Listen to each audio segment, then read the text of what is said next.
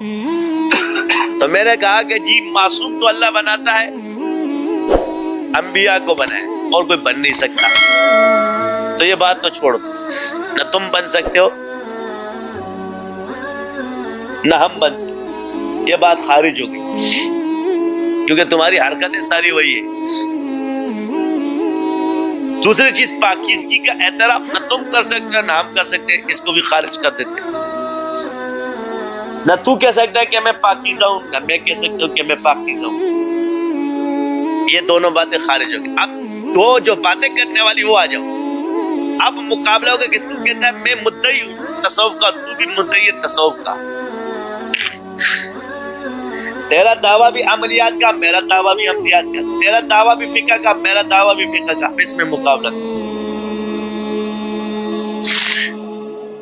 کیا کر دے؟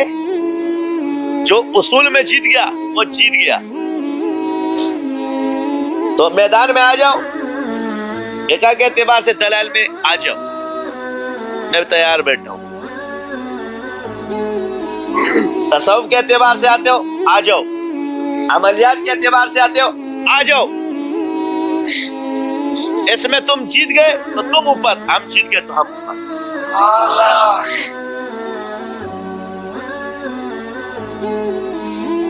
سمجھ آ گئی؟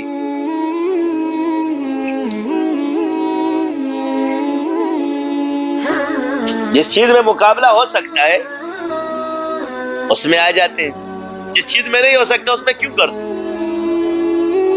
یہ تو ہمارے ایمان کو تباہ کر دے گا۔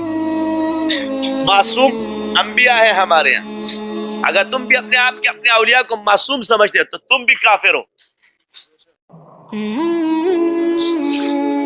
کیا؟ صرف وہ کافر نہیں ہے جو اپنے اولیاء کو معصوم سمجھتے ہیں، جو تم سمجھو گے تو تم بھی پھر کافر ہو جاؤ گے۔ لہذا ولی معصوم نہیں ہوتا، اور اس کو اللہ نے محفوظ کس طرح کیا ہے؟ یہ تیرا کام نہیں ہے۔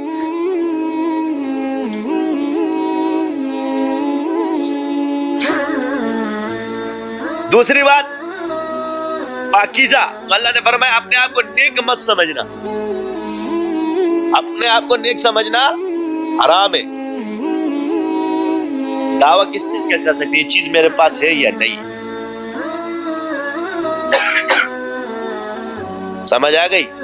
تو ذکر میں آپ سے مقابلہ کر لوں کہ شاذلیوں سے زیادہ تم کر سکتے تو بات کرو۔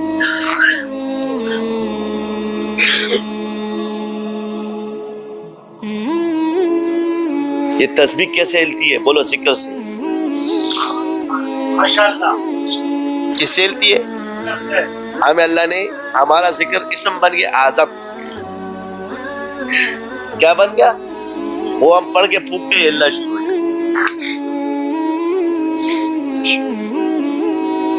کیا بولو گے؟ تو کہیں گے یہ کیسے ہو سکتا ہے؟ بولو جب عاصم بن برقی کا تخت ذکر سے آ سکتے تو تسبیح نہیں ہل سکتی؟ سبحان اللہ۔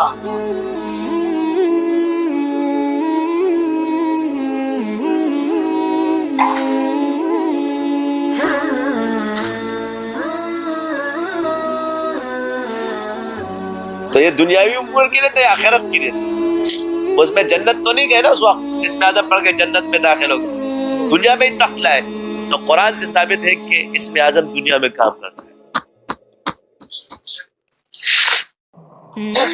بولو کہتے پھر ہماری کیوں نہیں ملتی؟ تو تمہاری ہونا دلیل ہے، شاذلی بن جاؤ، ہم ہلا کے دکھائیں۔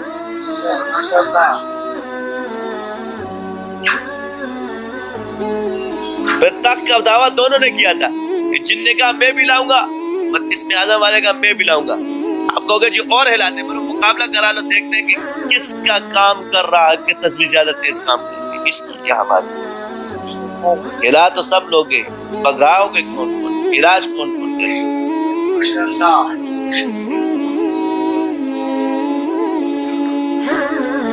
شاذلیانو نہ گھٹا لینے شیبت، یہ تو تعدیث نعمت ہے۔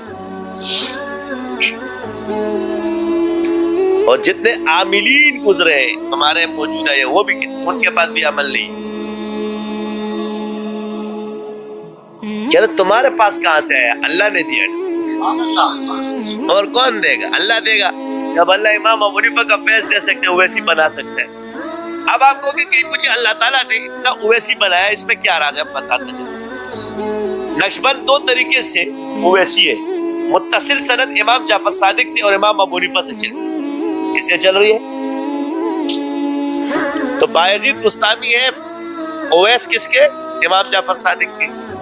اور شیخ ابو الحسن خرقانی اویس ہے جس کے؟ بایزید بستامی کے. ہمیں ڈائریکٹ دیا امام جعفر صادق سے, تو میں بھی متصل ہو گیا. کیا ہو گیا؟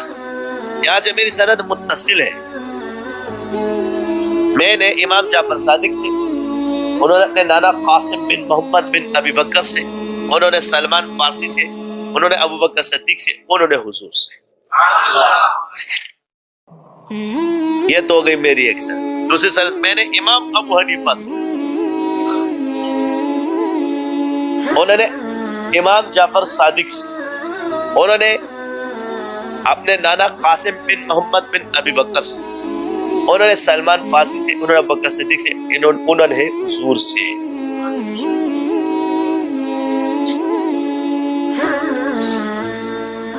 دوسرے ساتھ میں نے شیخ ابو الحسن شاذلی سے, انہوں نے حضور سے. یہ ثابت ہو گیا کہ انہوں نے حضور سے ہی لیا, اور اللہ نے مجھے ڈائریکٹ وہاں سے نہیں دیا, اس کے واسطے سے دیا. اس کا مطلب ہے کہ تم یہ امامت اس کی برحق ہے, اور ان کی امامت برحق ہے, لہٰذا یہ بارڈر تم کراس, اور جو دعوے کرتے ہیں ان کو میرے پاس بٹھا دو, وہ مجھے کراس کر لے. ان کو کراس کرنا تو بڑی بات ہے. شاگردوں کو کراس کر کے دکھا دو, میں بات کروں.